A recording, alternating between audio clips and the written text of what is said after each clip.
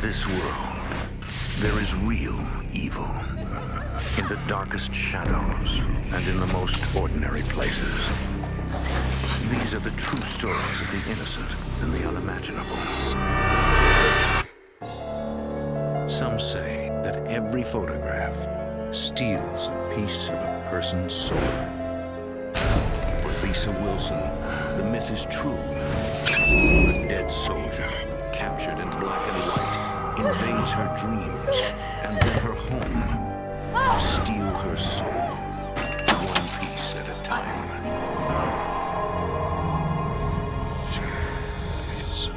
Between the world we see and the things we fear, there are doors. When they are opened, nightmares become reality.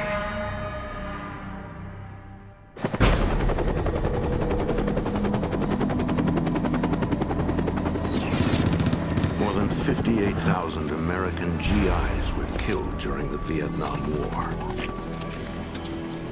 For some, the war and the suffering it caused may never end.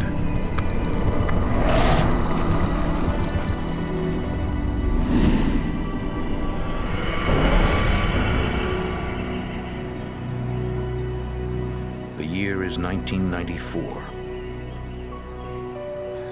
So I guess this is it? Yeah. Single mother Lisa Wilson is helping her But ex-boyfriend we'll be Dan friends, right? move out of her house. Dan and I were once boyfriend and girlfriend. I needed him when I met him, and he actually helped me through my divorce. But we'll be friends, right? But then our paths went separate ways. I'll still see ya.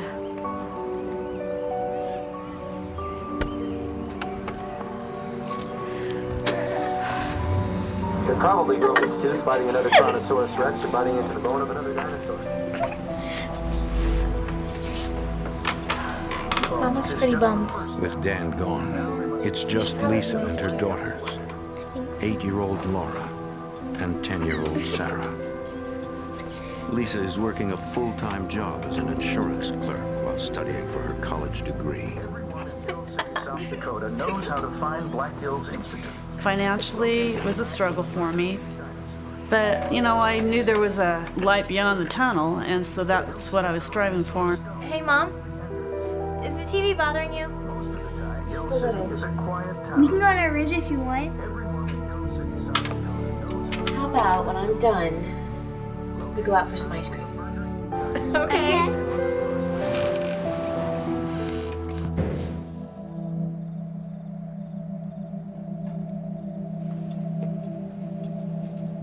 Lisa's homework often keeps her up well past midnight.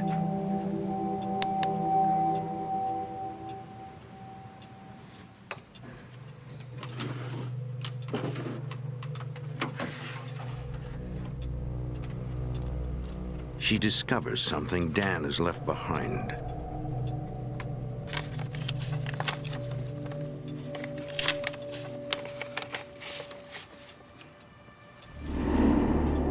It's a photograph of Dan's brother, Michael. Michael had gone to Vietnam at the age of 18, and at 19 years old, a year later, he was killed. Michael was on a recon patrol when he was ambushed.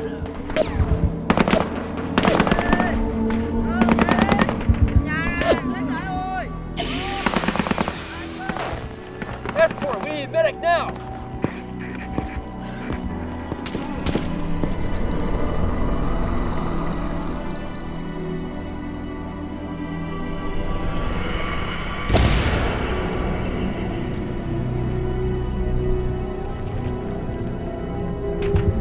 There was no body retrieved, just dog tags.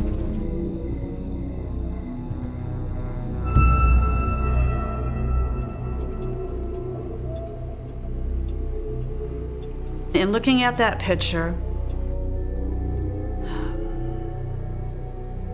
he looked like he was ready to die.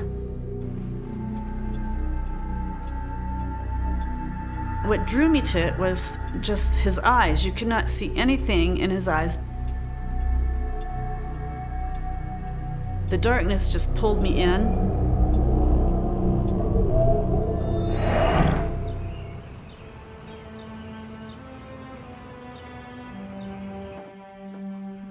That weekend, Lisa's sister Carol visits the house. Carol is captivated by the photo. It's his brother, Michael. Even though you couldn't see his eyes, you could. Certainly draws you in, doesn't it? And it was like he was staring out, trying to get your attention. It kind of freaked me out. I didn't really like it. Are you gonna give it back to him? Well, I was thinking I'd give it to him as a birthday present. Maybe blow it up to an 11 by 14. Lisa plans to frame the photo and give it to Dan as a birthday gift. She goes, "Do you think he'll like it?" And I said, "I think that Dan will love it."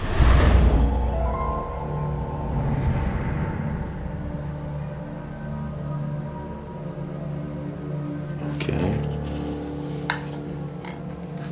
Days later, Lisa visits a photo shop to have the picture enlarged.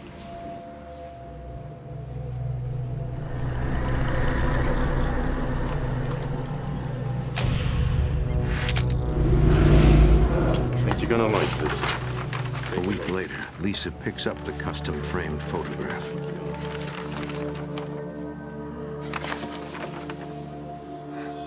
I was excited. I didn't really want to give it to Dan. This picture had already become part of my life. It just sprung out at me.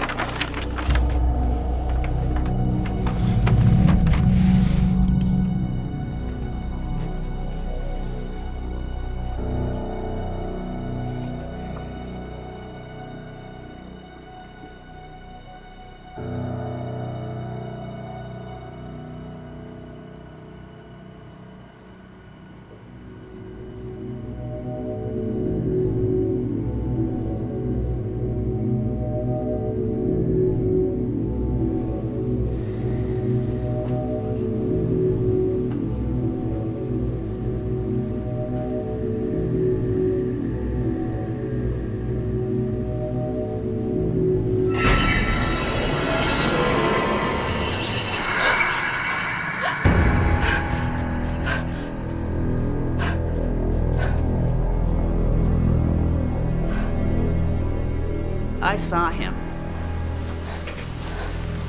Then at that point I'm thinking, okay, the vivid imagination, and just, it has to be something else.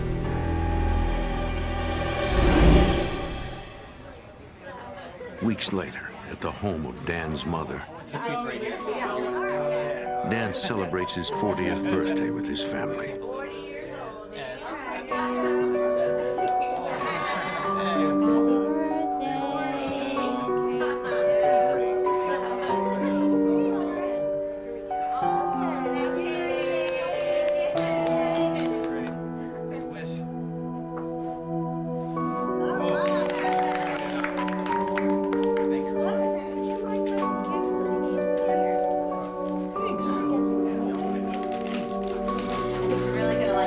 She really thought that Dan would like the picture, especially considering it came from her heart.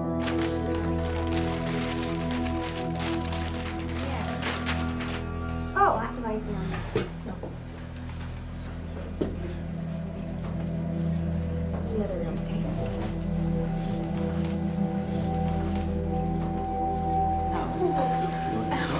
Yeah. Yeah, let's get one Have a piece of cake. Yeah. Who else wants cake? You want cake? Yeah. Okay. Big piece. Yeah. No, I no. think we should, you know. I thought, oh my God, what have I done? Made one of the biggest mistakes of my life.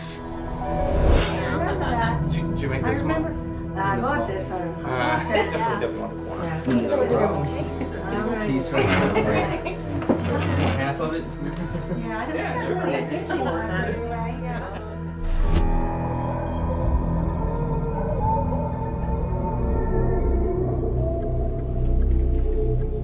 Lisa does not understand why Dan refused her gift.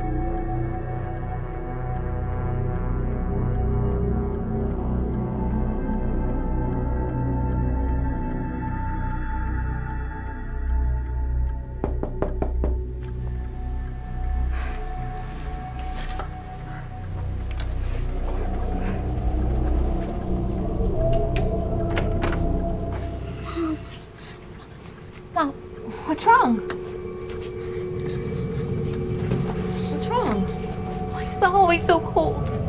It's always cold in the hallway. There's no heating vent out here. Everything's okay. It's always cold in the hallway. Let's just go back to bed. See? Okay. Can you leave the light on in case I have to go to the bathroom? Okay, honey. Good night. My sister and I were terrified, and my mom wouldn't talk to us about it.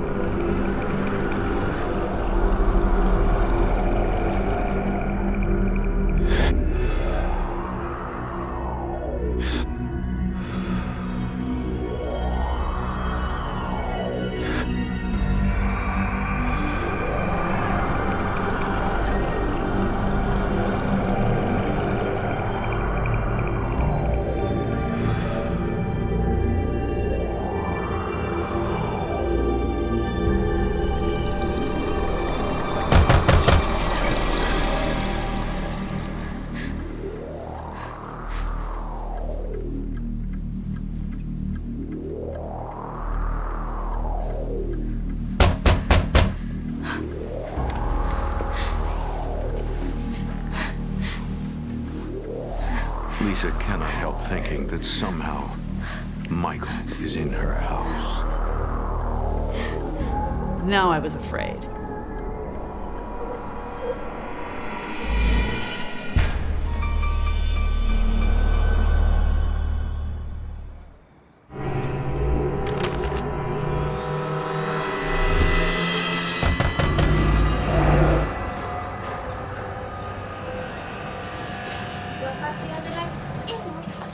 How can you not know?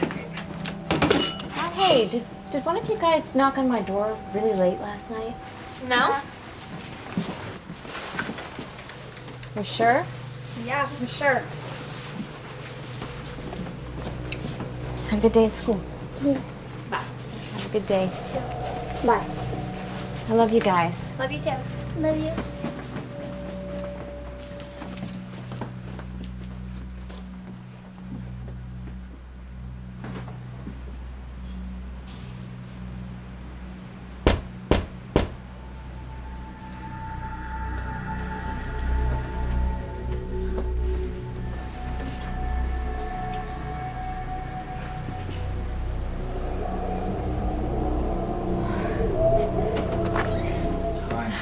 I'm really sorry about what happened at the party. Lisa's ex-boyfriend Dan okay. You want some explains why coffee? he was so Be great. upset by the photo of Michael. Look, give him your picture back. I know you meant well, but it's just that Michael's a painful subject in our family. But he's your brother. Yeah, I know, but you don't know Michael the way we did. He was always fighting with everyone. I mean, one day he had this big blow I did up find out there was an argument of some sort, and he lashed out at his whole entire family and signed up for Vietnam, and he was out of there. And he was out of there. They never saw him again. Last time we saw him was on a bus headed to basic training. It's the saddest thing I've ever heard. Dan says his family tried to put Michael's death behind them. And it was a subject that Dan's family refused to discuss. They would not talk about the war. They would not watch movies that had anything to do with the war or Vietnam. That makes no sense. You know, and my mom, she saw that picture and she had some nightmare that Michael was knocking at her front door. Oh my God, I had the same dream. I think this is important, Dan. I think your family needs to come to terms with Michael's death. I don't want to talk about it. Look, Dan, they should've please, come by. please. Take Michael with you. Michael's dead.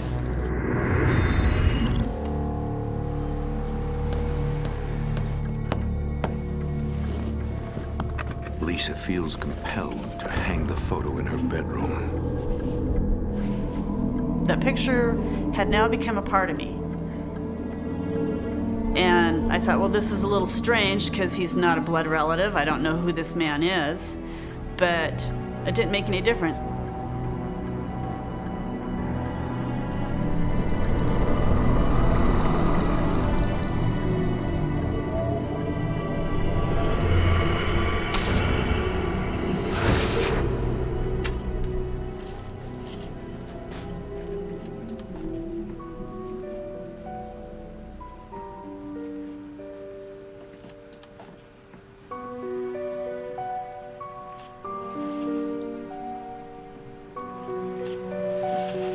My mom started changing.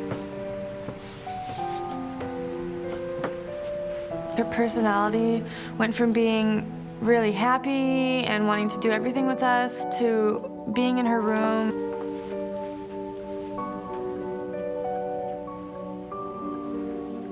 She just totally isolated herself from my sister and I.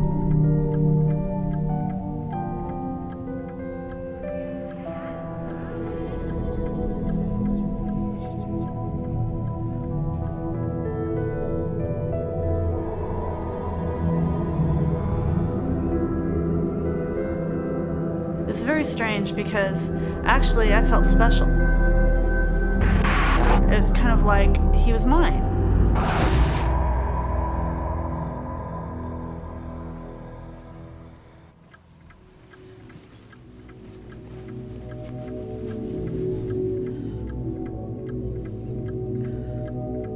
Late that night, Sarah is unable to sleep.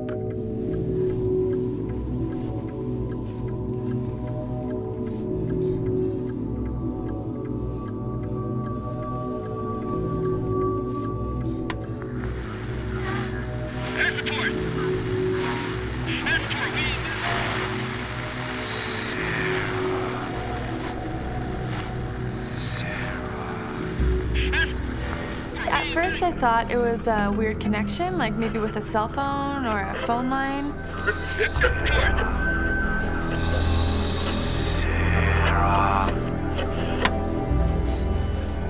I just wanted to run away.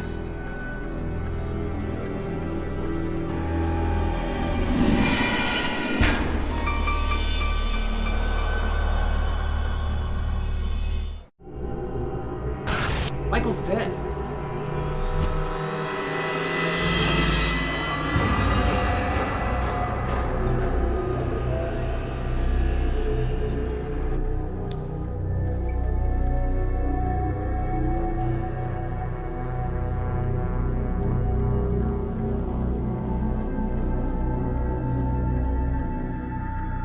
Lisa's thoughts are consumed by the photograph of a dead soldier.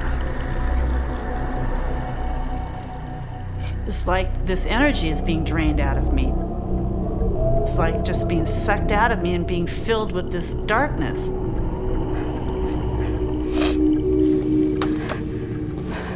Lisa turns to her sister Carol, desperate to talk about the growing hold Michael has on her.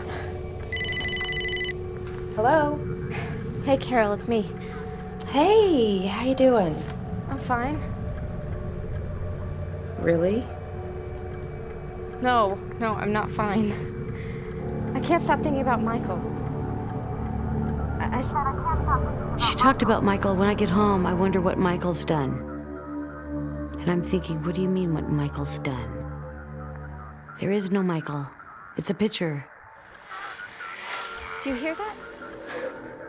Lisa believes there's evidence of Michael's presence even as she talks on the phone. It's like he's on the line with us, Carol. It's... Michael's not real. It's a picture. He is not just a picture, Carol. He's more than a picture. I'm trying to tell you that I feel him here. It's like he's a ghost in my house. I can feel Michael. The minute I'd say Michael's name, you'd get that crackling, sizzling noise, and it's like, can you hear me? Can you hear me? I can't. What? What? It's like he's here on the line with us. It's like Michael's here. He's listening. Get rid of the picture! No! Hello? There's no way I'm taking that picture down. There's no way. I just can't tell you why, but that picture's staying up.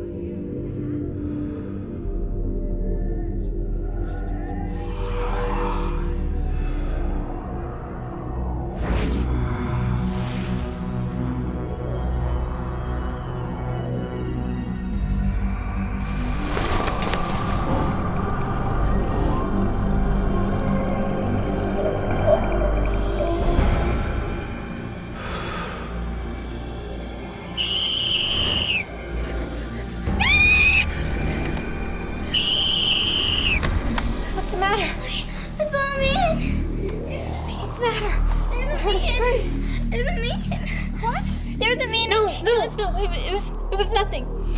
She was having a nightmare. It was just a nightmare. I didn't tell my mom that I just saw Michael because she was already so stressed out and freaked out that I didn't want to worry her more. Okay. Go back to bed, okay? Everything's okay. Everything's fine, okay? Go on, back to bed. Mommy, can you leave the light on? Okay. Good night. I saw him too. What should we do? We kind of realized that this Michael person isn't just a picture. It's gonna be okay. Obviously, Michael was in our house.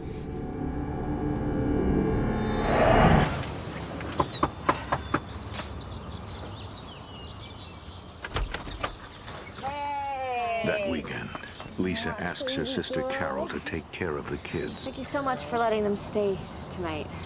No problem. I love having him here. Not a problem at all. Hey guys, come on. Okay, there's juice in the fridge, cookies on the counter. Help yourself. Save one for me. I love you guys, okay? Now, I'm taking them because I want you to have a nice, relaxing weekend at home alone. None of this Michael stuff. Okay, I promise. Okay. All right. I'll take good care of him. Don't worry about it. I won't give much away. Oh, wait. I found this. It was Mom's. I think you should wear it. It'll give you strength. It's beautiful. Thank you. Sweetie. Thank you so much. Well, if you need anything, okay? Anything. Drive safe.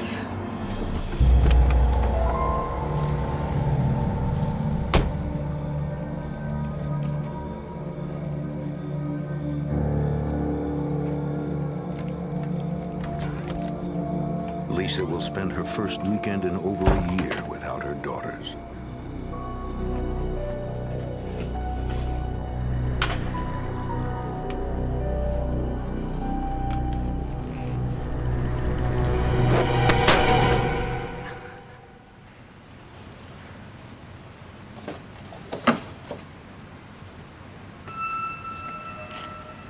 I smelled this sulfuric type of a smell. I could feel this energy, this crackling type of energy.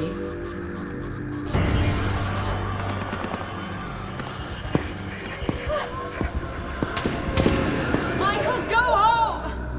I thought I'd had enough of this.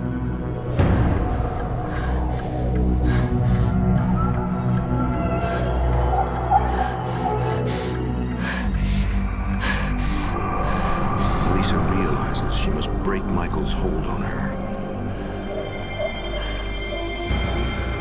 I've had enough of this dread, this obsession. He's controlling me.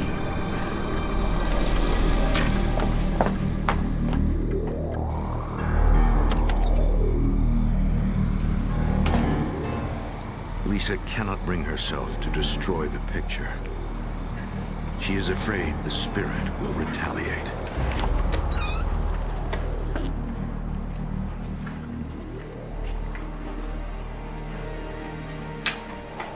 I was afraid of him, but I was also afraid of making him mad.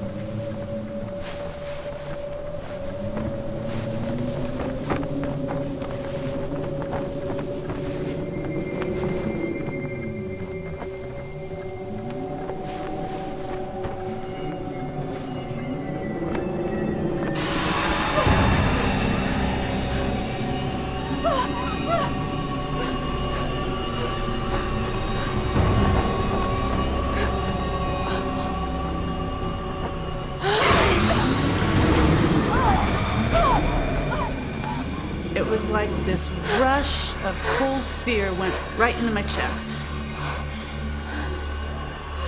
It was terror that I have never felt before in my life, and I knew that was not Michael. That was something totally different.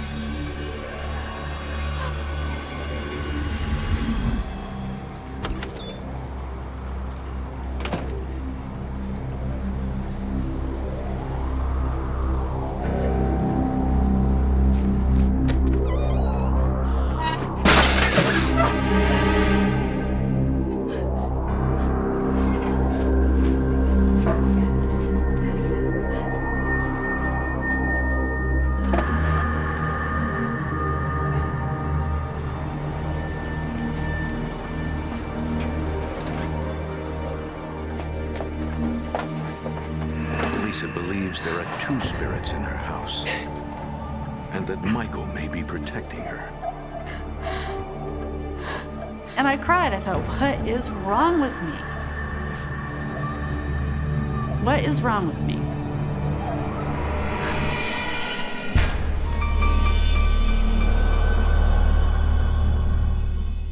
Michael, go home!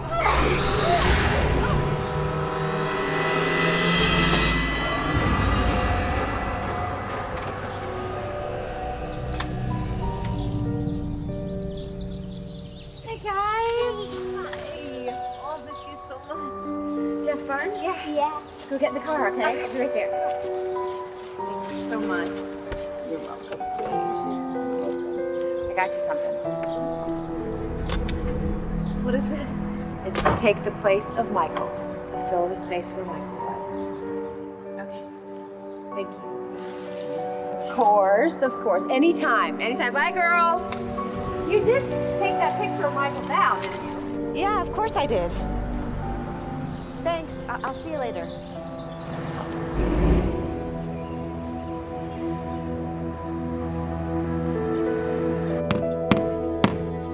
Lisa does not replace the picture of Michael,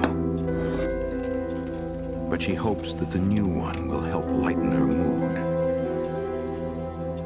I just thought that would be a good aura type object to put into the house to maybe brighten it up and get rid of some of this gloom.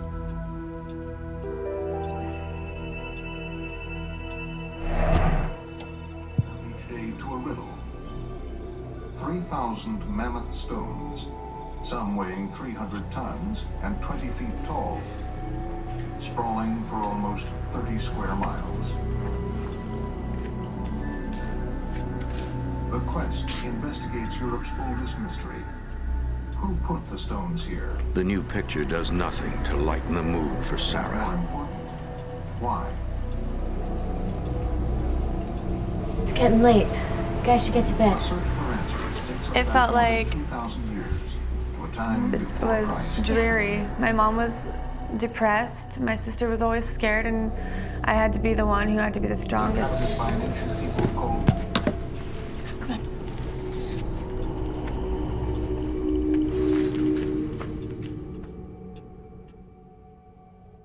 Laura continues to fear the hallway.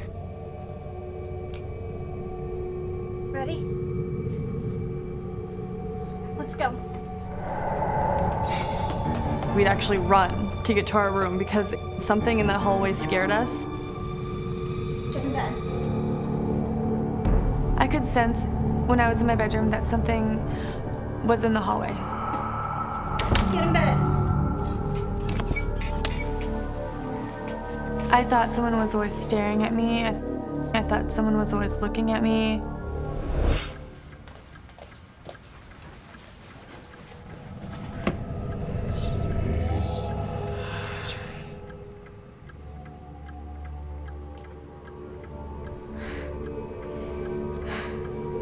Lisa refuses to let the picture of Michael control her.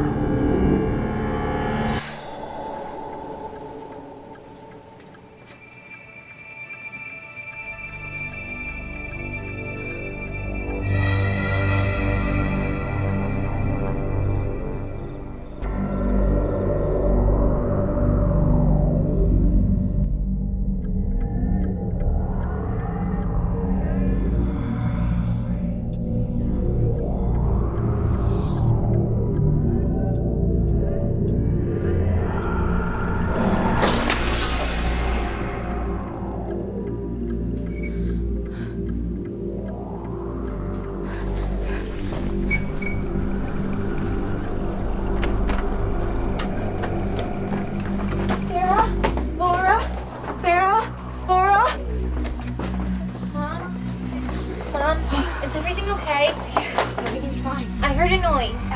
Everything's okay. I'm gonna go take a look, okay?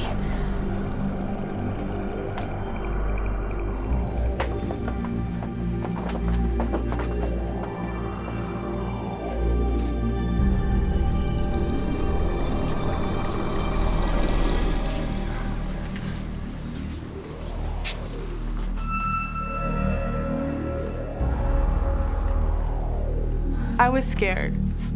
Because if something can move a huge picture down a hallway, he can do anything. I must not have hung it right, and the wind blew it down. Mom, how could it just fall off the wall and climb its way into the hallway? It had to have some sort of help. And I said, Mom, we're not stupid. I know this is Michael.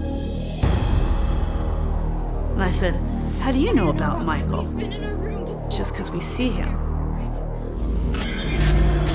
I couldn't see him, but they could see him. Laura didn't have a nightmare the other night.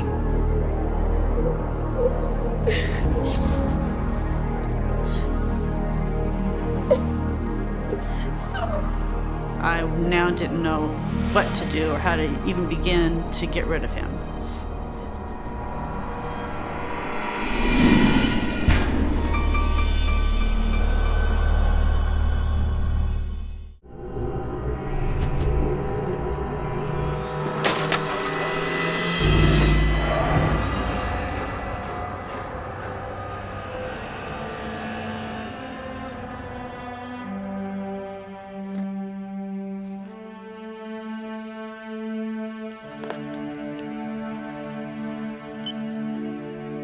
Lisa calls the local health science center, searching for someone who can help. Hi.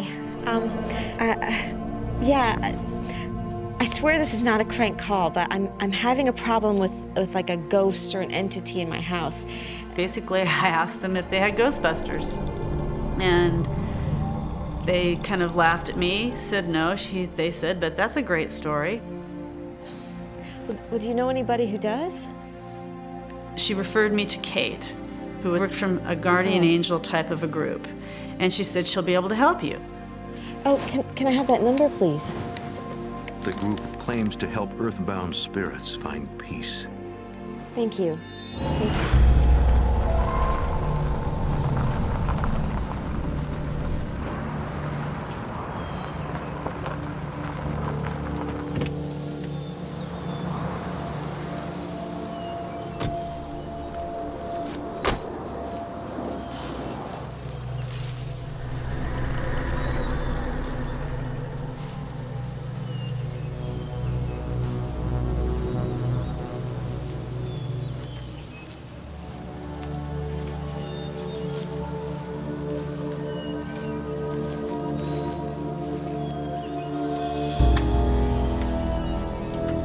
When I went to this place, it kind of creeped me out a little. Yes, hi. How can I help you? I was scared for my mom. I was scared that it wouldn't work. And if it didn't work, what would we do?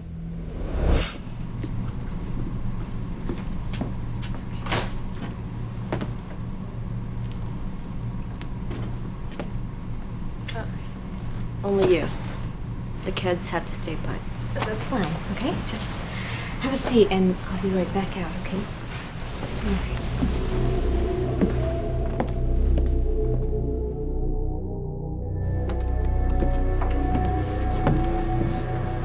Have a seat right here. Kate will be right with you, okay? Thank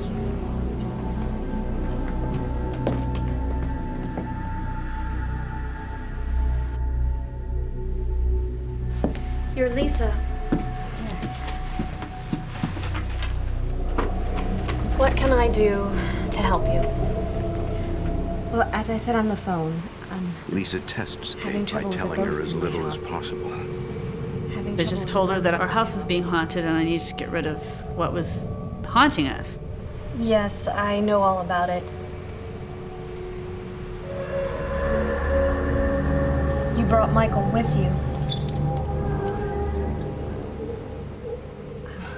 Michael's tied to this earth by the anger that he feels towards his family. He's drawn to you because of your positivity and your ties to his family. He thinks that you're the light. What? He doesn't want to let go of his anger that he feels, but he desperately needs to. If you want to rid yourself of Michael, we can set up a channeling session. It'll take us a few days to prepare for it. Are you sure you are ready to let go of him?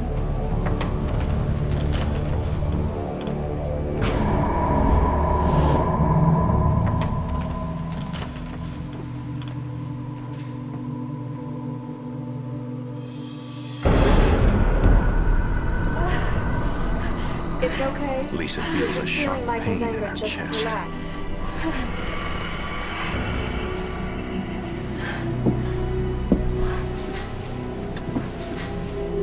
She says, well, Michael's gone. I'm thinking, whew, got rid of him. That was easy. I said, well, gone. I said, gone where? He went back to your house.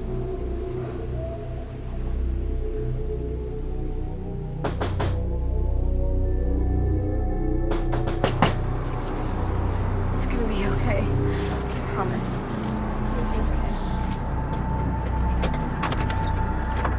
Hey, guys, what's going on? I don't want to sleep at home tonight. Oh my god. Okay. Come on in.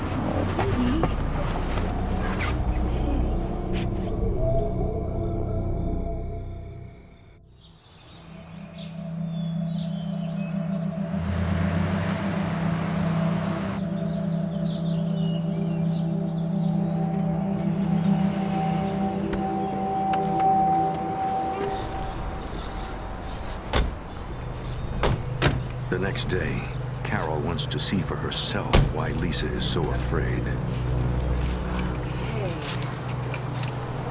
All right. In a way, I really want to believe that it is a spirit. That way my sister's not crazy. And then in another way, I don't want to believe it's a spirit, because then how do you get rid of it? I felt that if that photo was out of the house, the attention that she gives it would be gone, and she would wake up and say, oh my goodness, life's going on and I'm missing it all. What have I been doing? I've been in a cloud. I know it makes the girls feel better. So what's been going on? Tell me what's been happening. I don't know. Carol cannot believe that Michael's photo is still on the wall. I wanted it crumpled, burnt. I'm gonna take the picture. Shredded. I'm gonna go outside and I'm gonna smash it to bits. Then all your problems will be over. No! Don't you touch him! Your hands off him! Don't ever touch him! It's not Michael. Michael isn't the problem. You don't know him.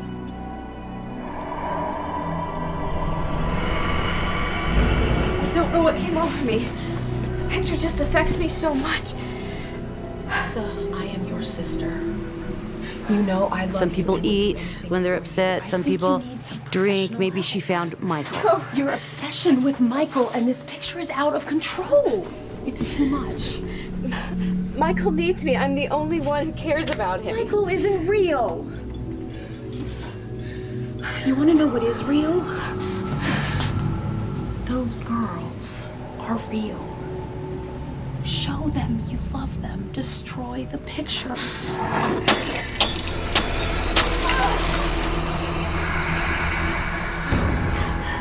Come on. Let's go. You couldn't have paid me to go back in that house again. Ladies, to the car, please. Seatbelts. I was afraid for my sister's safety. I was afraid for Sarah and Laura's safety. Come on, girl. Carol takes the girls home with her. Lisa is left with an important dilemma: how to reclaim her life.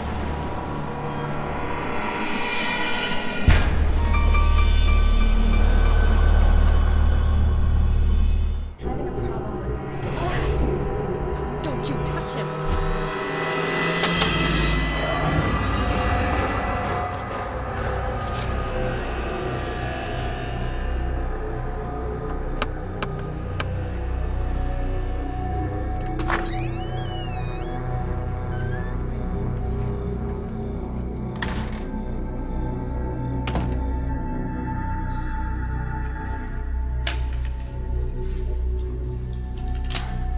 The psychic plans to use a channeler to make contact with Michael's spirit and encourage him to move towards a more peaceful afterlife. And that he needs to cross over to the other side.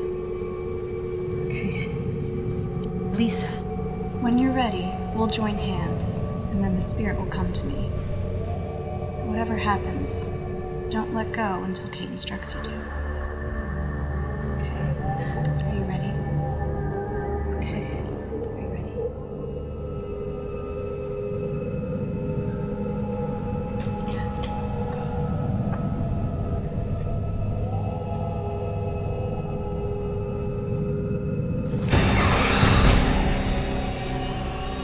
The face of this woman was total evil.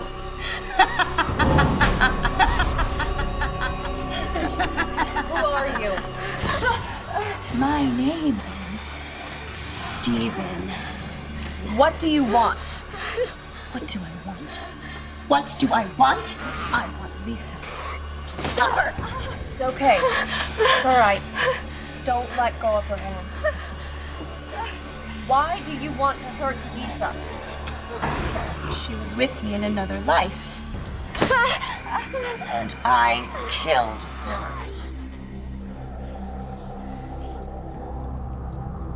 How did you get here? Who brought you here? He brought me here.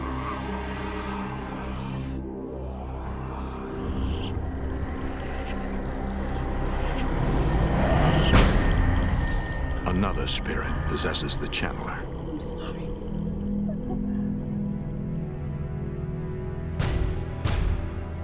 I'm sorry.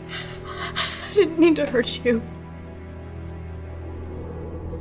Are you Michael? The psychic realizes that an evil spirit has been manipulating Michael in order to torment Lisa. Michael, why are you here? I'm here because of Lisa. She was there for me when my family couldn't be. Michael, you need to go to your light. Lisa is the light. No. You'll find your light. Look above you. Look up. You'll find your light. Stephen can't hurt her if you cross over.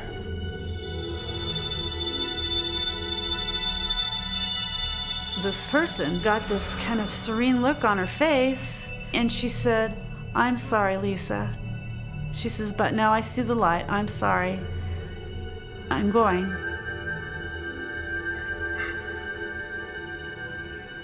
Goodbye.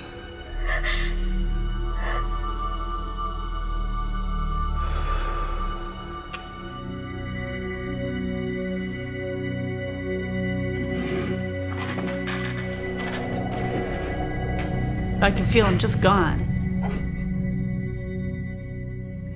Which was so sad for me because I didn't get to say goodbye.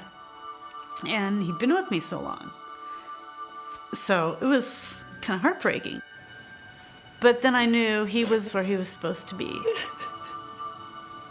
Lisa never learns anything more about the evil spirit that called itself Stephen. But she hopes that with Michael gone, it will no longer have any power to hurt her.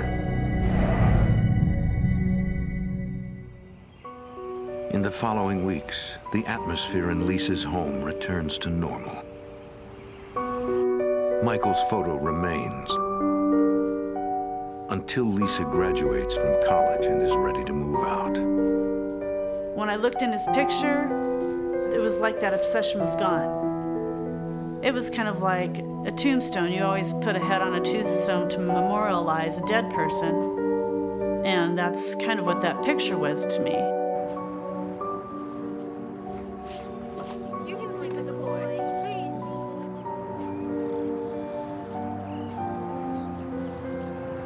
please. Michael's not in that box, is he? No, he isn't. Come on, guys. Let's get in the car, okay?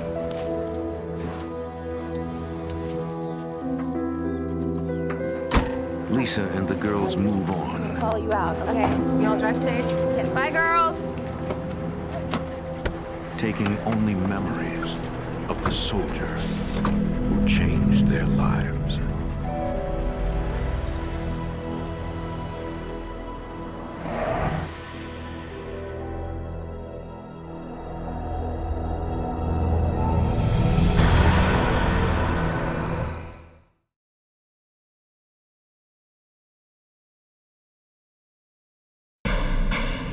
In this world, there is real evil.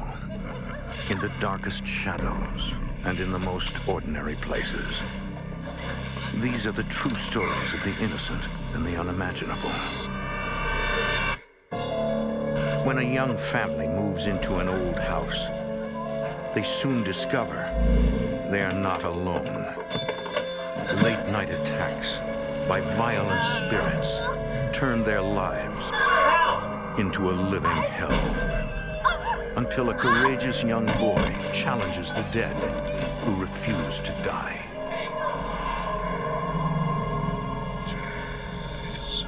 Between the world we see and the things we fear, there are doors. When they are opened, nightmares become reality.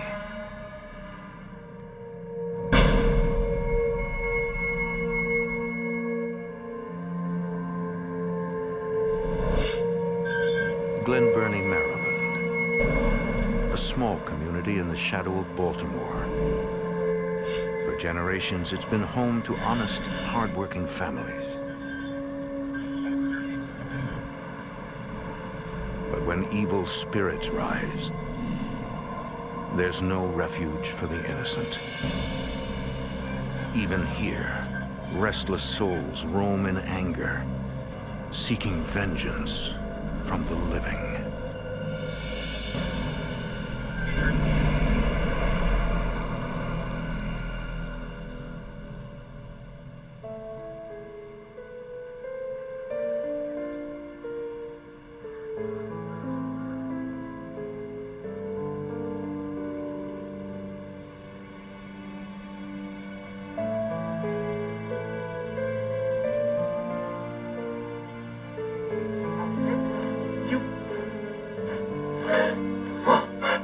Folks, I'm glad to say we have a special guest in our studio. He's Mr. Billy Bean, and he has an amazing story to tell. It's a story from the spirit world. Well, it's a long story. Maybe I should start from the beginning.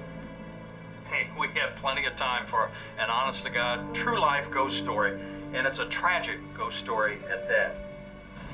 Billy, I gotta tell our audience first, when I heard this one, I had to get you on the air. And we're gonna open up our phone lines in just a second. But first, our guest, Mr. Billy Bean, telling his story. In the fall of 2002, William Billy Bean appears on a popular Baltimore radio talk show. As a child, just with the Billy tells a true-life tale of evil spirits who invaded his childhood home noises in the house, and destroyed his family. crazy, strange happenings, and yeah, it's just pretty much haunted by. Well, as I advanced in my adult years, I just remained haunted by what happened and who was it and why. Adolescence, so I figured I'd get my story out. I'd tell it all. Wow. It just kept haunting. Well, so I decided to share my story and actually agreed to go on a radio talk show. The year is 1970. Billy Bean is 7 years old. His older sister and younger brother are as happy as he is when his parents purchased their first house in Glen Burnie, Maryland.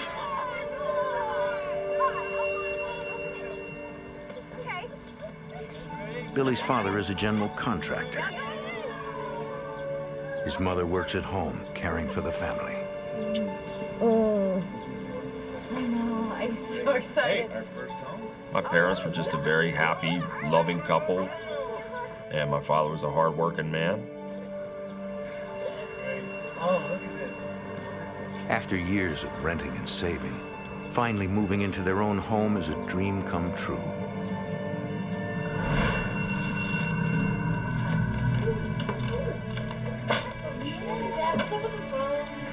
Oh, sweetie, they don't, it's not hooked up yet. I think they're hooking it up tomorrow. Hey, buddy, you like your home?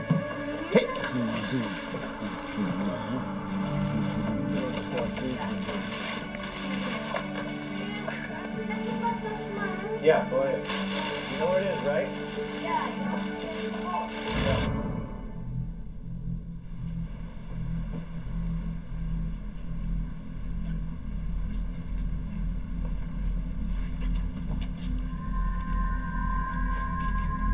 There was a heaviness.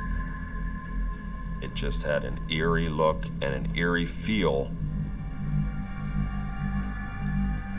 I just knew that something was scaring me. I didn't know what it was.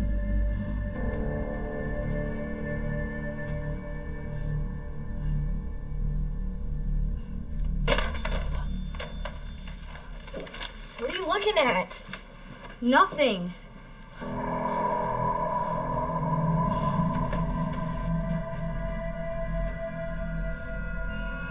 From the moment she moves in, 14-year-old Patty is uncomfortable in the house, particularly in the hallway.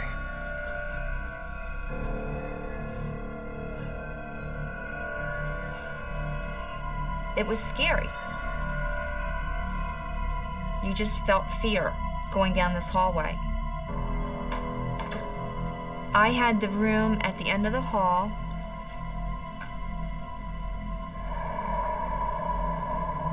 And it was always cold.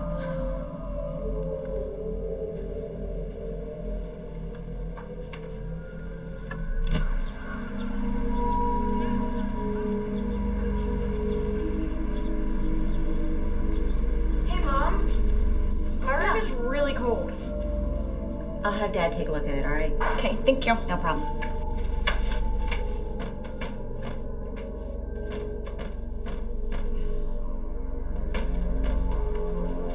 Billy! Billy! Billy! Billy, did you just slam this door?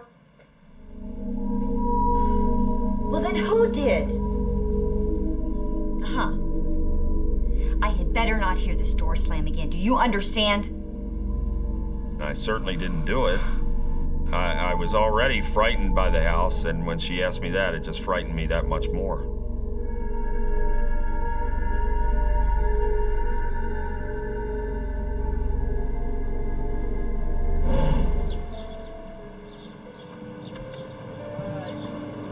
Hurry up, the bus is here. Before we moved to the house, we had a very typical family. Everything seemed fine. Everyone seemed happy. All right, Dad. Bye, Mom. Bye, Dad. Bye.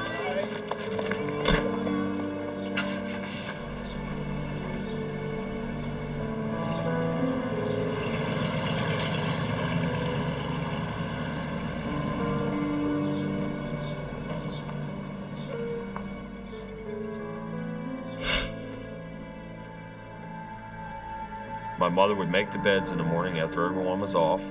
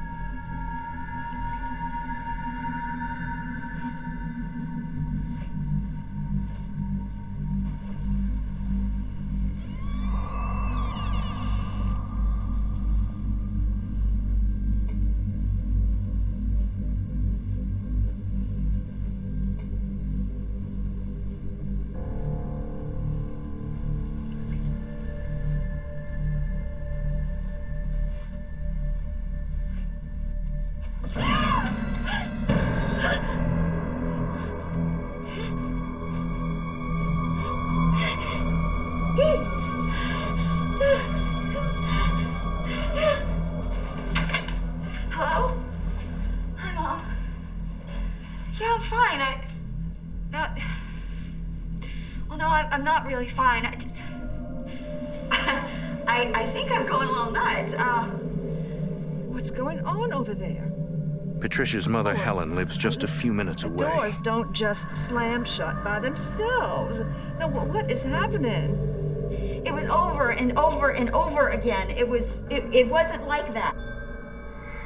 Well, I went in, there was nothing going on in there. Nobody's there, and I hope, anyway, they... So... Yeah, Mom? Mom, can I call... Hold on just a second, Mom. Patricia, are you there? Patricia, you all right?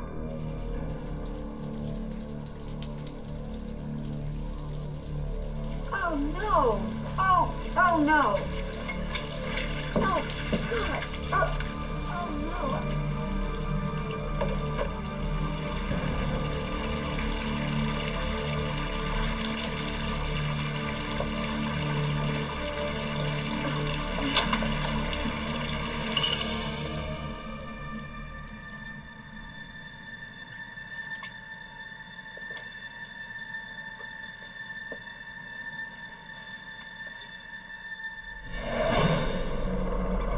Patricia tells her mother she fears the house may be haunted. Sorry about that. I heard something down the hall. Well, I went down to the bathroom and the water was pouring all over the side. And I overheard my mother talking on the telephone with my grandmother about the water faucet incident. And that really alarmed me. But really had no true idea of what was going on.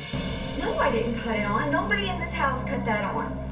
No, I know, but There's something not of this world in this house.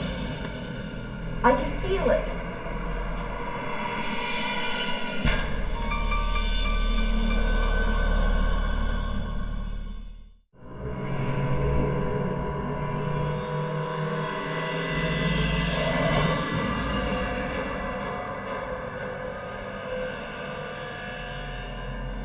This guy took a skateboard school, and the teacher took him out. I'm telling you, there was water all over the floor.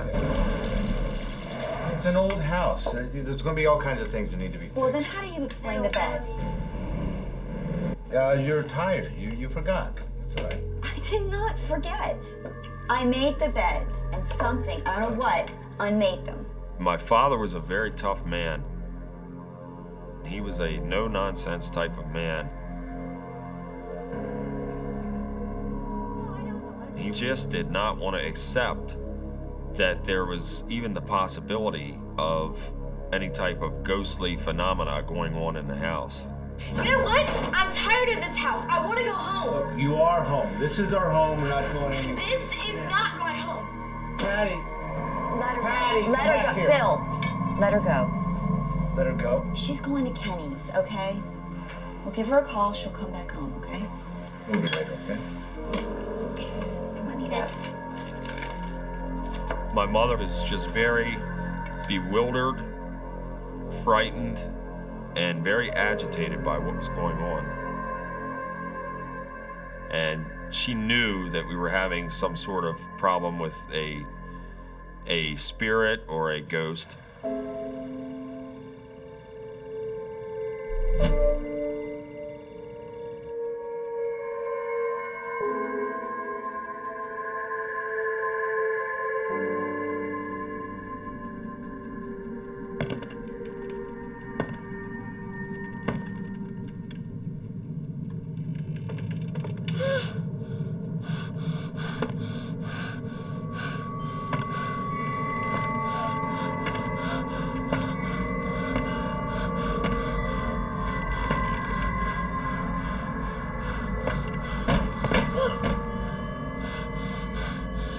It sounded like heavy footsteps, like someone that would have a heavy-soled shoe.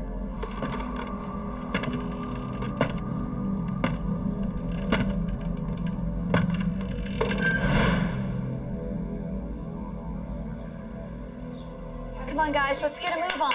You don't have much time, sweetie. I didn't hear any footsteps. Did you hear any footsteps? You heard footsteps? Where did you hear footsteps? On the ceiling. What was it? Just tell me what happened. I was lying in bed, and I heard sounds from the walls. I Is it heard walls or is it the footsteps ceiling? on the ceiling. It was a squirrel or something. It's up there, got in the hole in the soffit or something. Squirrels don't wear boots. Squirrels don't wear boots, but you got me on that one. That's true. There's a squirrel or something up there crawling around. There's a hole in the soffit. I'll check it out, okay? Bill's lack of concern for what his family is trying to tell him begins to drive a wedge between him and his wife.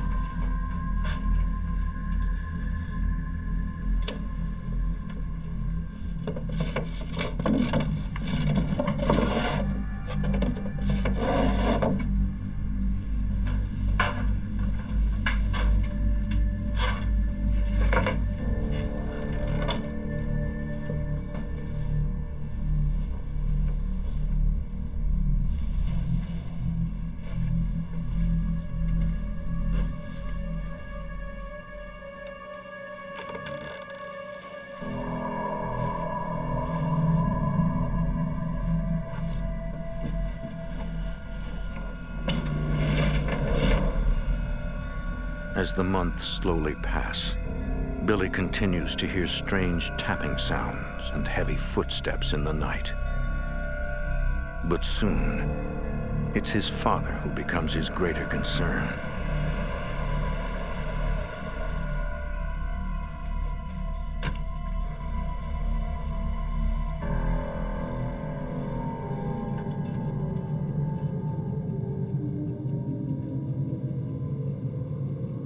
not even a year after these events started occurring on a regular basis, he started developing this heavy drinking problem.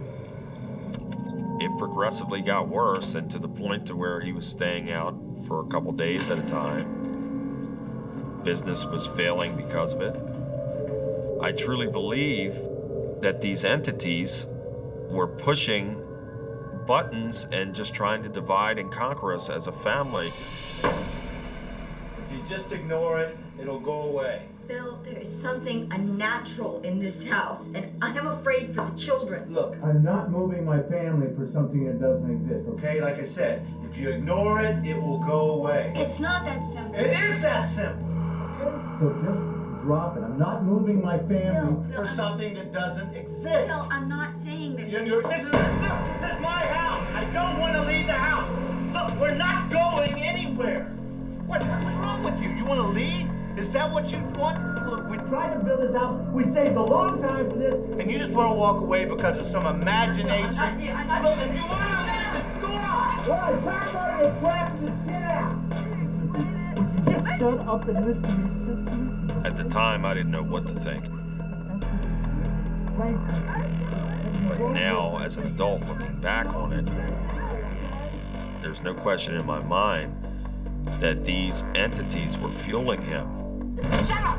And listen to me. I'm trying to explain something. I understand that you're trying to, but I'm just shut that mouth. You for talk 1 like minute. this, you're Just just shut frightening up, me, Bill. okay? You're. I'm asking you to let me explain something to you, and you won't listen to me. You keep talking. No, just listen to me, okay?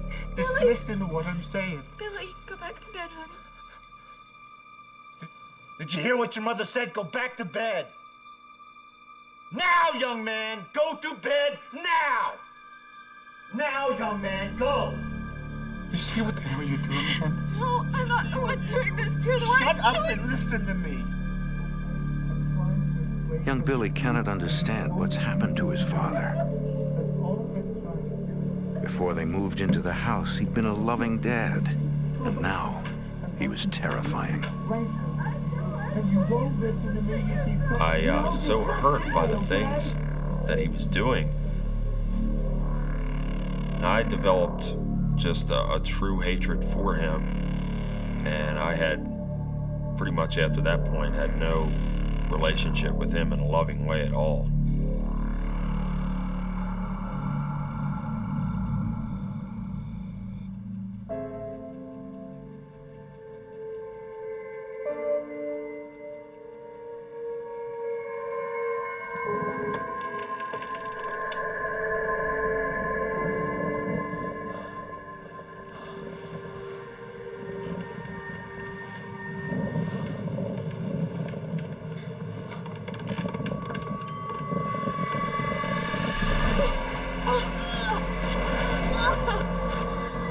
I wanted to scream out for my parents, and I couldn't. My mouth wouldn't even work.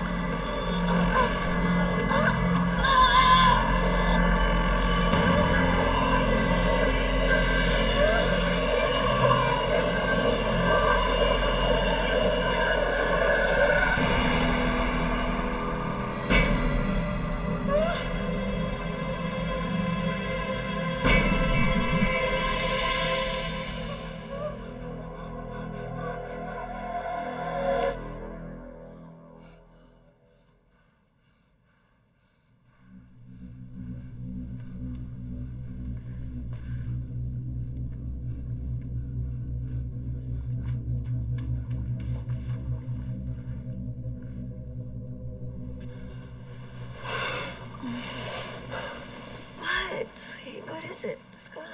I saw something. You're just having a bad dream. Now going back to bed. I don't I absolutely did not want to go back in there. I was terrified. Okay, all right, sweetie. I'll go in there with you. No, you stay here. Billy, let's go back to bed. Go back to bed.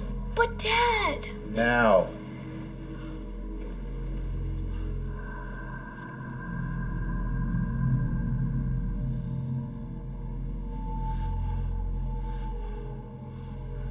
Billy.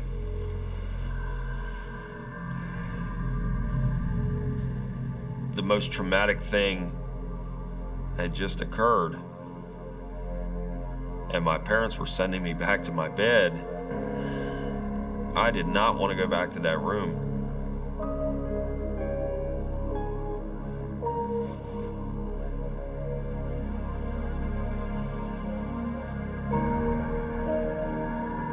And it's something that has stayed with me all these years. I'll never forget it.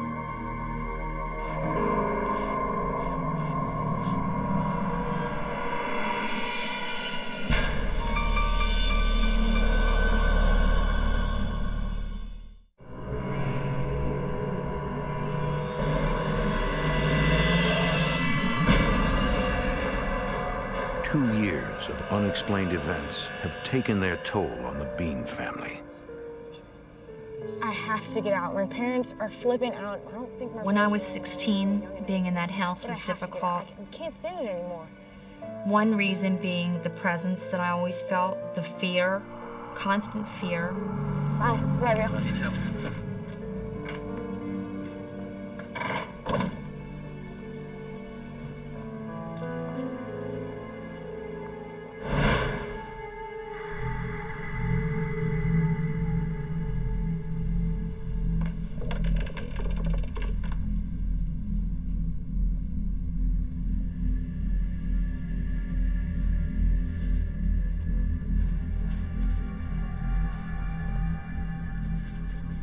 It was very unsettling. It just got crazy. I couldn't stand it.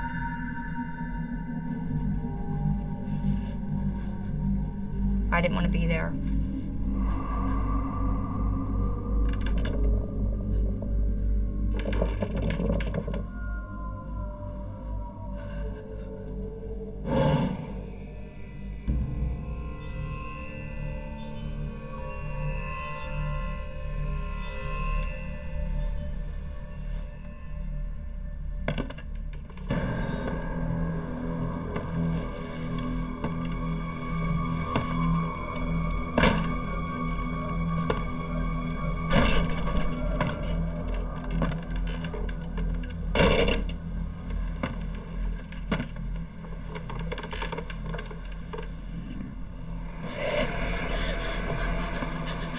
I felt something touch my leg.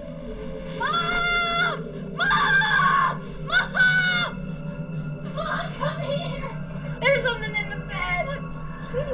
Oh my gosh, you're freezing, sweetie. Not for 1 second did I think there was an intruder in the house or anything like that. I know it was something else. It wasn't a real person that touched me.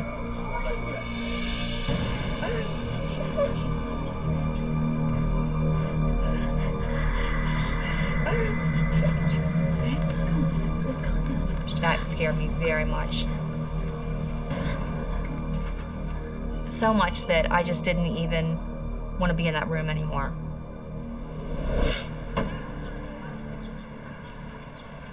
At 16 years old, Patty decides to marry her boyfriend as a way out of the house.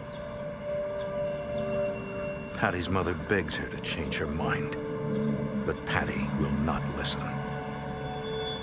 Anything at all. Anything. It wouldn't have mattered who my boyfriend was. I just wanted to get out. And it's so unfortunate it went from being a loving family to just a very cold family that was existing on a day-to-day basis.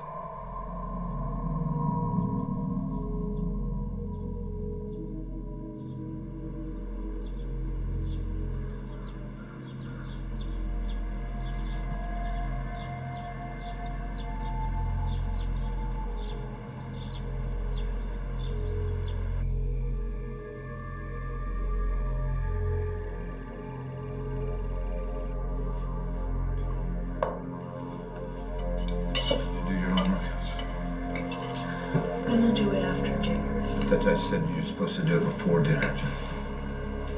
You'll lighten up.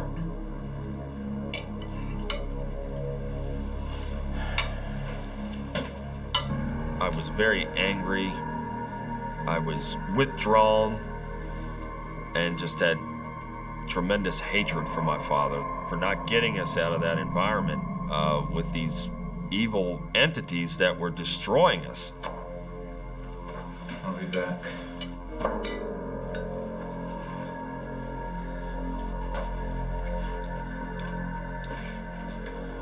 And then one day, Billy's father leaves and never comes back. Where'd Dad go?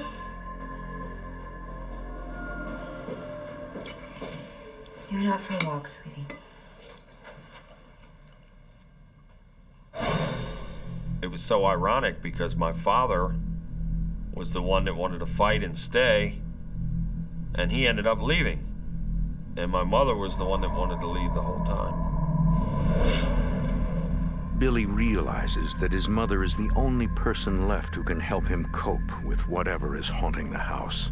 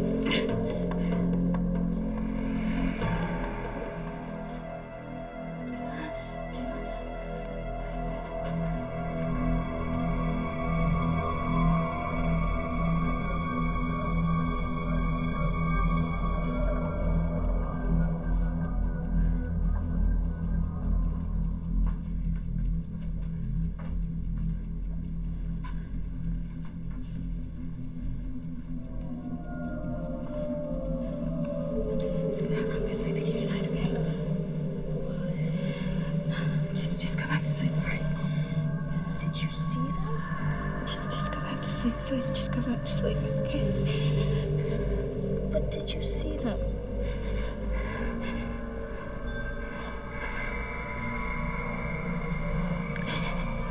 Yes.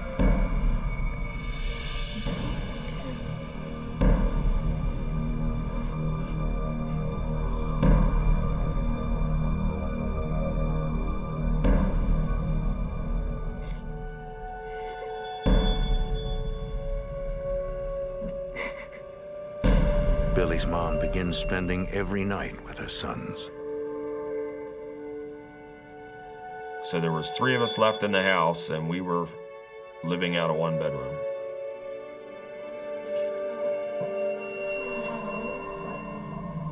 And you just put it into the hole.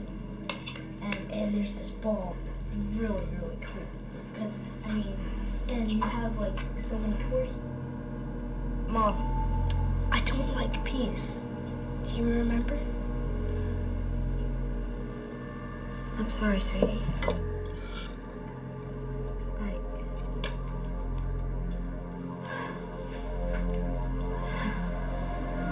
What's going on? Oh, he's just not feeling. Oh. What's going on? Go call your sister, sweetie. Your phone's. Okay.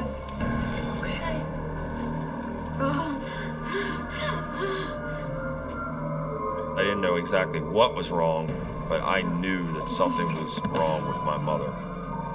So I ran to the telephone and called my sister, who lived near us with her husband. Mom's sick. She's down on the floor. I don't know what's wrong with her. She's just like... Oh, God. Oh.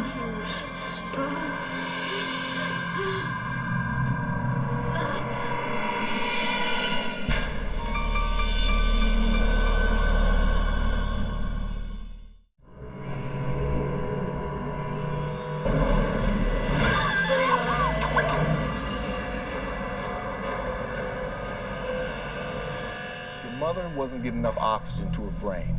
That's what caused her to fall out. Okay, but she's gonna be fine. Excuse me, miss. How are you? Fatty Meaning's mother? Listen, I'm gonna need to speak with you. Yes. Well, how is she? Why is she here? Your daughter had a slight stroke. Oh, a stroke. Okay, The but doctor she's assures Patricia's mother that the stroke is a mild one. But she'll need to be hospitalized for additional tests for another condition. Her kidneys aren't functioning the way they should. A few days later, Patricia fully recovers from the stroke. But she will eventually require dialysis for her failing kidneys. Patricia, could I talk with you a minute? Come down here. What is it? I know, talk. Patricia's mother is convinced that the entities in Patricia's house are responsible for all her problems. She was in poor health, and she couldn't work. And we were stuck there. This house is all we've got left, and I am not going to be moving. We're not. Well, can't you come and live with me for a while? No, I'm not going to. As much as she would have loved to have gotten out of that house, there was an underlying factor here, and I truly believe it was the entities themselves that were controlling my mother and keeping her in this environment.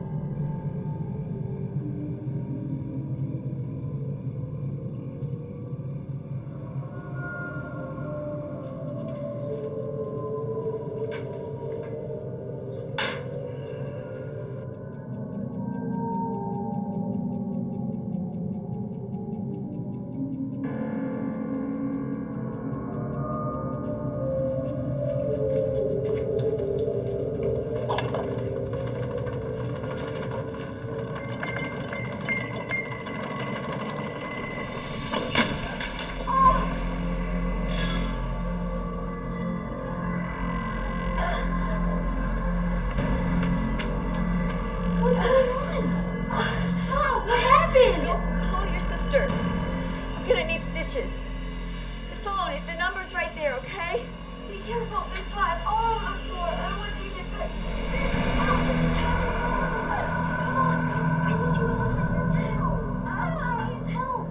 We were living a daily nightmare.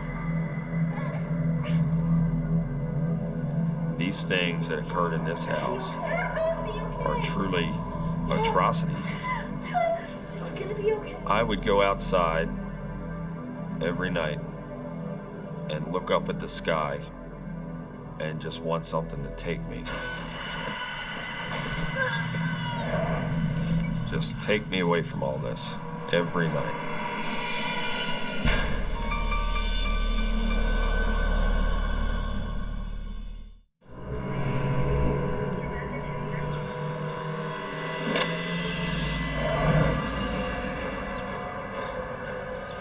Months pass. Patricia meets Richard Tyson, a man who falls for her rather quickly. It was just one of them things. I've never experienced feelings like that towards anybody. Come on, guys. Lunchtime. Certainly the last thing on her mind was finding anybody to date, or with her health problems and the problems we were enduring in the house. But they took a liking to each other and then began to date.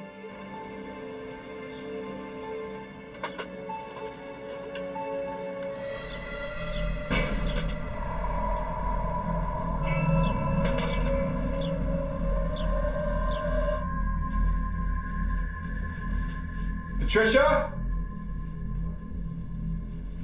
Patricia? Who is that was just in here? There wasn't anybody in here. I saw a lady with blonde hair standing right here. She was in a nightgown. A nightgown? No, I was just putting the kids down. She was I standing know right here. what I'm seeing. There's nobody I'm in not this drinking. house. Are you sure that there's no I'm one not in doing here? any I'm positive. I drugs. just walked through the house. I don't think I'm crazy. I'm thinking, what is going on here? You know, and I can't explain it. Are you telling me this house is haunted? No, I'm not telling you this place is haunted. Because if you're telling me this house is haunted, then you and the kids need to get out of here. We're not going anywhere. This is our home. We're not. She didn't want to leave the This house. is our home. It's fine. It's fine. It doesn't matter. We're fine. She had nowhere else to go. She couldn't afford anything else. And she was the type of person who was so proud she didn't want to accept anything from anybody. Over time, Richard becomes a bigger part of Patricia's life. Good morning. Good morning. You want some coffee? Yeah, I'd love some coffee. What is... What is this? God! Ah! What is this? Ah! Oh God, it's dog hair! Get up! Jeez. God! What did you do? What did you do? I didn't do a thing. I mean, We didn't hear any noise that night.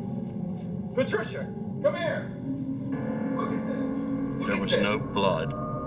There was just dog hair.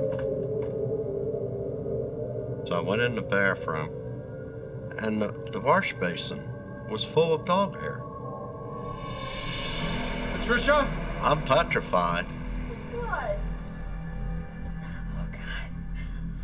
Oh God. Pat was definitely scared.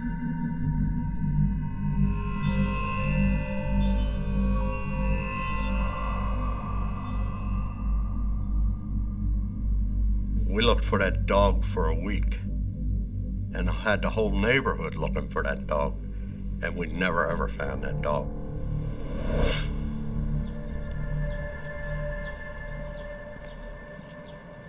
Desperate for help, Patricia asks Father John Auer, a Roman Catholic priest from a local parish, to bless her house.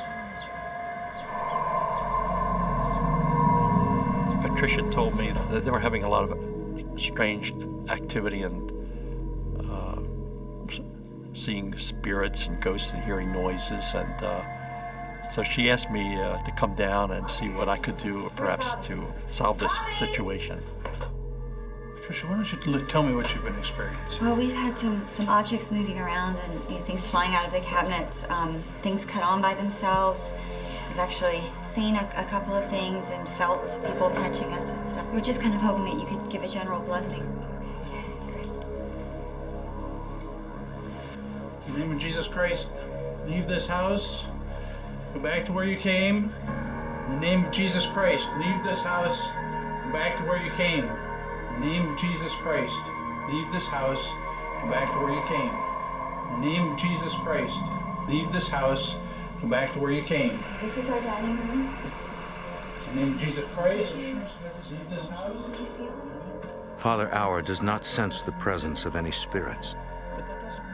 He tells Patricia that if the spirits return, she should sprinkle holy water throughout the house and recite what's called an intercessory prayer. Intercessory prayer is a prayer requesting that God would come in some dramatic way or effective way and remove the evil spirits. We can do the blessing? You don't have to? Yes, Billy. You or your mother can do the blessing.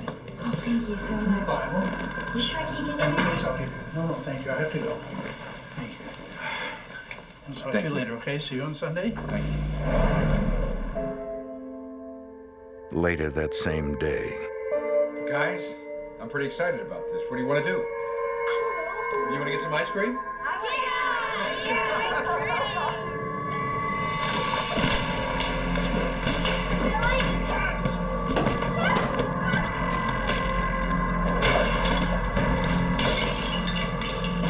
Billy cannot take it anymore.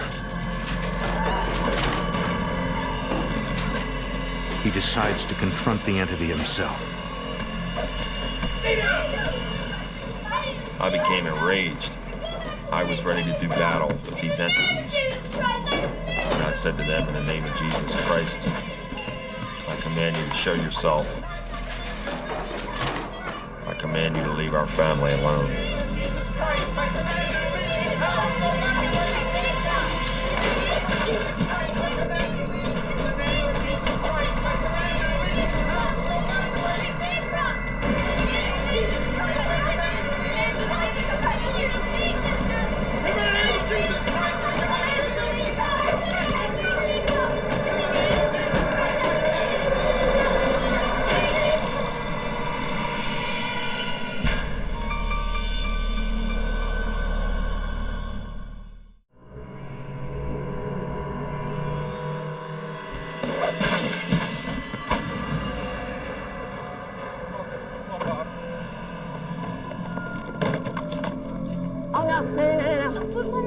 I don't care. We'll get you another radio speaker. Patricia finally leaves with what's left of her family. In the back. Come on, hop in the back.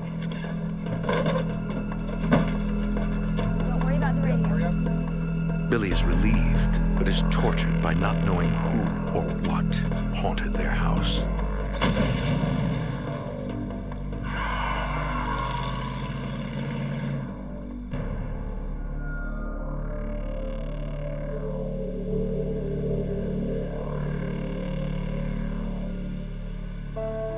I tried to let this go. I tried to just forget about it and not look back on it. And unfortunately, it still haunts me. 10 months after leaving the house, Billy's mom dies of a cerebral hemorrhage. His father dies several years later. He and his siblings are left to wonder why his parents were unable to protect them all those years. They did the best they could, and they made the decisions they felt were the right decisions. But I just wish to God that they would have found some other way or some other home or someplace else that we could have gone and had some normalcy in our life, because our childhoods were robbed because of this house and these things that transpired in the house. This is a man who has been haunted by strange and terrifying series of supernatural events for what, Billy, 30 years now? 30 years, that's right. Okay, well, I know all of you out there have questions just as I do. We're going to take a short break and come back with more with Billy Bean. Thank you so much, Billy. Did you ever find the answer to these hauntings? Yeah, I wish I did. I really do. Billy receives a call from a man who heard him on the radio. He claims he may know the identity of the spirits that haunted his childhood home.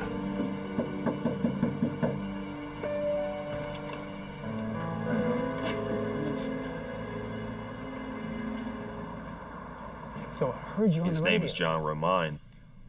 He was a police officer in the area for many years. Not only did he have a home that had similar occurrences to what our home did, he also was aware of many other homes in the area that were having these disturbances as well. Take a look at that. Romine tells Billy he's writing a book about these supernatural events. These are photos from that spot, and also... During my research, I found that the house that Billy Bean lived in as a child was actually, at one time, a rifle range used by both the military and the state militia. But it was more than a rifle range.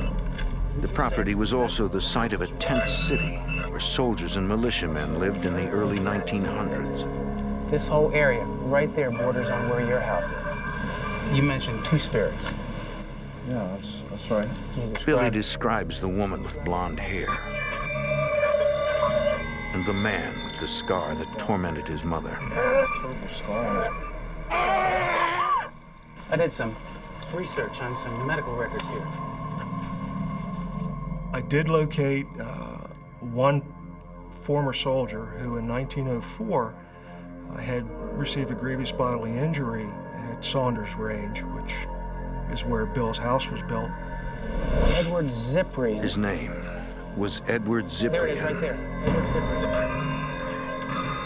When Romine contacted the Maryland National Guard, he learned that while no photograph survived of Cyprian, his physical description matches the apparition that Billy's mother saw in the Glen Burnie house. Romine points out that rifles used at the time were prone to misfire. Injuries were often severe. The red streaks Billy's mother saw in the spirit's hair could have been caused by blood. Okay, And the heavy-soled walking in the house could be attributed to combat boots.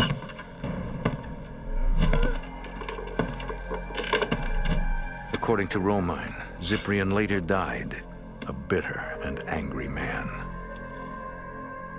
It's not proof beyond a reasonable doubt, and it would never stand up in a criminal trial. But as far as a preponderance of the evidence, I feel fairly confident that the descriptions match. Romine has no explanation for the female This is apparition, what I've been finding. but he assures Billy he will continue to search for answers. For Billy, the interest of a retired police officer gives a little insight into an unhappy childhood. I think knowing the reasons why some things happen there and who caused them to happen, and knowing that he wasn't to blame for everything that happened, I feel he rests easier at night. And it gives me great satisfaction knowing that in some small way, maybe I helped the man. I gave him some answers to questions he was trying to find. Since John has shed light on some of these events, I can just go on with my life. I have that sense of closure now.